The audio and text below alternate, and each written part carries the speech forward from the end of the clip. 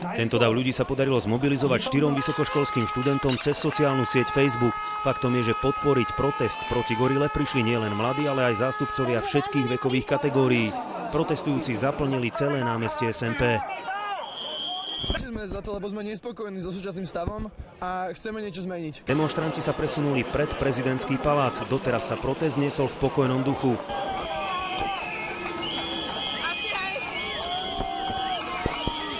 Rozruch vyvolali až banány, ktoré demonštranti hádzali smerom na prezidentský palác. Tropické ovocie skončilo hneď za plotom na nádvorí.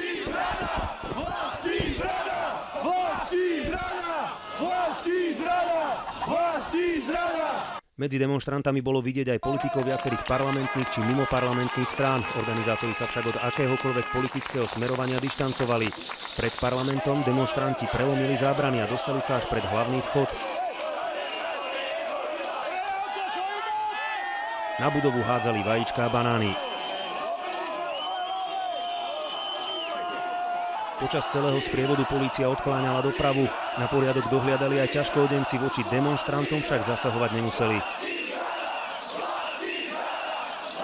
Cieľom akcie bolo predstaviť 10 požiadaviek, medzi nimi zbavenie mlčanlivosti zodpovedných v kauze či odstúpenie osôb spomínaných v údajnom spise Gorila. Organizátori tiež žiadajú presunutie predčasných volieb z marca na september. Hackerská skupina Anonymous dnes takisto zaútočila na internetové stránky finančnej skupiny Penta. Znefunkčnili aj internetové stránky strán Smer a SDKU, ktoré sú podľa nich najviac zapletené v údajnej korupčnej kauze Gorila.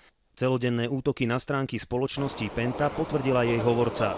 Tak myslím, že každá spoločnosť v istej veľkosti musí s takýmito útokmi počítať. Nedej sa to len na Slovensku, je to v podstate celosvetový trend. Hackeri chceli útokmi podporiť aj takouto formou protestný pochod Bratislavou. Organizátori vyzývajú na riešenie ich požiadaviek, v opačnom prípade sľubujú ďalšie protesty. Rado Igaza, Marek Gudiak, televízia Markíza.